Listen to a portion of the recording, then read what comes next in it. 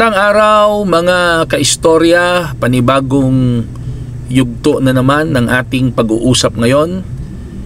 But before we continue our discussion, kung ikaw ay bago pa lang sa aking YouTube channel, please subscribe.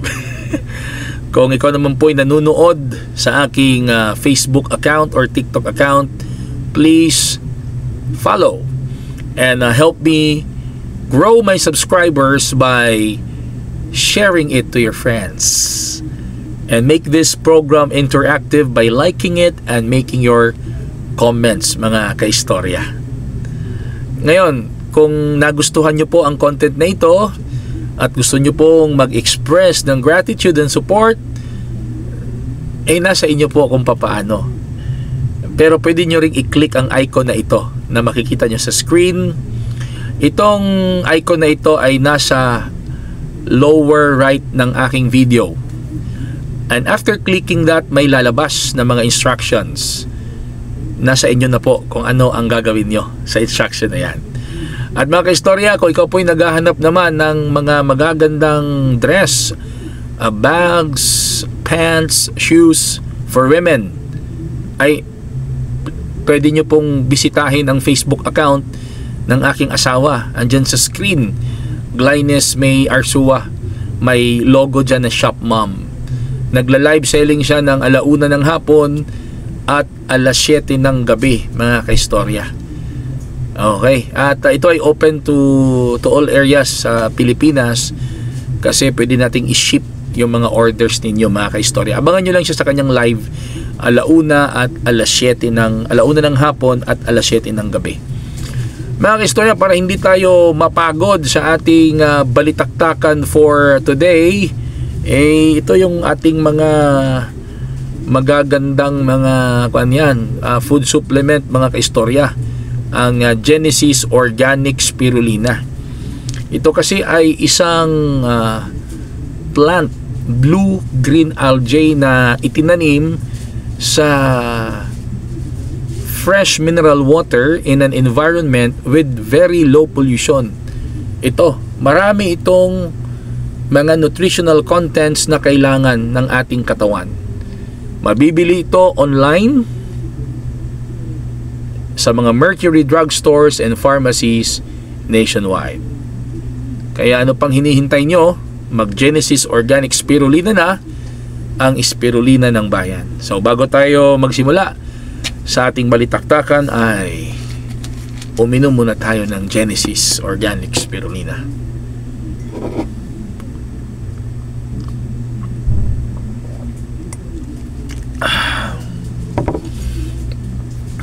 Pinatawag po ng House of Representatives ang iilang mga vloggers, content creators in the issue of fake news.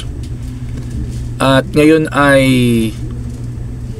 iniimbestigahan sila ngayon ng, ewan ko kung Quadcom ba or Tricom, pero if I am not mistaken, parang Tricom, in aid of legislation. Klaruhin natin na magkaiba yung in aid of legislation, magkaiba din yung in aid of prosecution. Kasi yung prosecution, hindi yan trabaho ng mga congressman. Ang prosecution ay trabaho ng mga prosecutors, trabaho ng mga piskal. Hindi sa kongreso yan, kundi doon sa korte, mga kaistorya. So ipatatawag nila, mga kaistorya, itong mga napili nilang mga vloggers na allegedly nagkakalat ng maling balita, nagkakalat ng fake news, inviting these vloggers and content creators dahil pinaghihinalaan nila na nagkakalat daw ng fake news. Wala man tayong nakikitang mali doon o problema, kasi mali man talaga yung fake news. Kahit ako ay anti-fake news din ako. Kaya lang, mga kaistorya, kung napansin ninyo, kasi napansin ko Oo. Yung mga inimbita nila na pinaghihinala ang mga fake news makers, lahat yun mga anti-administration vloggers, pro-Duterte vloggers ang kanilang in-invite. So ngayon, hindi maiwasang magtanong ang sambayanang Pilipino na pinipili lang ba ang iimbestigahan? Yun lang bang mga anti-administration vloggers ang pwedeng imbestigahan? Kumbaga sa Bisaya pa, pwede badlungon? Paano yung mga pro-administration vloggers na nagkakalat din ng fake news? Bakit masasabi nyo ba na lahat ng mga pro-administration vloggers ay pawang katotohanan lamang ang ibinabalita? Ang tanong kasi yan ng sambayanang Pilipino, bakit kasi hindi naging balanse ang bilang ng mga inimbitahan na mga vloggers? So halimbawa, nag-invite sila ng 40 vloggers para naman na hindi magduda ang sambayanang Pilipino, mga kaistorya, bakit hindi na lang nila ginawang 50-50? Oo, 50-50 mga kaistorya. 20 anti-administration vloggers, or sabihin na lang nating 20 pro-Duterte vloggers, and other 20 is pro Marcos vloggers, para balance. Hindi yung lahat ng in-invite na vloggers ay kilalang anti-administration vlogger at pro-Duterte vlogger. So parang nagkakaroon ngayon ng impression na meron palang double standard sa investigation na yan. Kaya sana hindi pa naman siguro tapos ang investigation na ito para mawala ang agam-agam ng sambayanang Pilipino. Hindi sila magdududa, para talaga maipakita ng TRICOM, ng House of Representatives, na sila ay impartial, unbiased, unbiased sa UN, unbiased and fair body, fair investigating body. Dapat balanse ang inyong inimbita. Ito na lang kasi ang ating advocacy, ang gusto nyong tutukan, di ba mga congressman, ang gusto nyong tutukan ay ma-minimize, if not totally or if not immediately eradicated, ang fake news. Bakit hindi nyo inimbita si Epifanio Labrador? Ulitin ko bakit hindi nyo inimbita si Epifanio Labrador? At bakit hindi nyo inimbita si Aling Marie? Ang dalawang vloggers na nagpapakalat din ng fake news sa Iglesia ni Cristo. Alam nyo bang mga ipinagkakalat na mga impormasyon at balita ni Epifanio Labrador at ni Aling Marie tungkol sa Iglesia ni Cristo, lahat ng yon pawang kasinungalingan. In English, all of those are fake news. Kung ang talagang kinokombat nyo ngayon ay matigil na ang fake news, imbitahin nyo rin sila. Imbitahin nyo rin sila. Hindi yung ang imbitahan nilang ay yung mga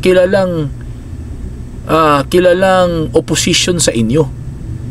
Dapat hindi. Dapat ang magiging barometro nyo sa pag-imbita, mapa-opposition man or mapa-loyalist man, as long as nagkakalat ng fake news, ipatawag nyo sa Congress, ipatawag nyo dyan sa TRICOM para maimbestigahan at para mapayuhan na itigil na ang paggawa ng fake news. Kaya anong issue dito mga kaistorya? Ang issue dito, base sa mga nabasa ko, lahat ng mga inimbita ng TRICOM, ng House of Representatives, lahat yon ay kilalang anti-administration and pro-Duterte vloggers. Walang pro-administration vloggers na ipinatawag. At sigurado ba tayo na yung mga pro-administration vloggers hindi rin nagkakalat ng fake news? Di ba? At yung nagkakalat din ng fake news sa ibang mga organization, o yang si Epifanio Labrador, yang si Aling Marie, ipatawag nyo rin sa TRICOM para mawala yung agam-agam ng mga tao na itong investigation na ginagawa ninyo sa mga vloggers ay talagang impartial, fair, hindi bias, at talagang ang inyong layunin dyan ay ma-minimize at matigil na ang mga fake news makers. Kasi kung ang layunin nyo talaga dyan ay matigil ang fake news, kahit ako, kahit ang sambayan ng Pilipino ay ayaw din ng fake news, mga kaistorya. So ano masasabi nyo sa pinag-usapan natin sa araw na ito, mga kaistorya? Please don't forget to write your comments below. At kung ikaw ay bago pa lang sa aking YouTube channel, please don't forget to subscribe. Kung ikaw naman po ay nanonood sa aking Facebook account or TikTok account, please don't forget to follow. And help me grow my subscribers by sharing this video to your friends. At kung nasiyahang ka sa pinag-usapan natin ngayon, tuwang-tuwa ka, na-touch ka, na-empower ka, you can also show your support by clicking this icon. Yang makikita nyo sa screen, yan po ay available or makikita nyo sa lower right ng video na ito. I-click nyo yan, may lalabas na instruction, makikita nyo sa screen, kayo na po ang bahala. Okay, hanggang sa susunod po na balitaktakan, mga kaistorya.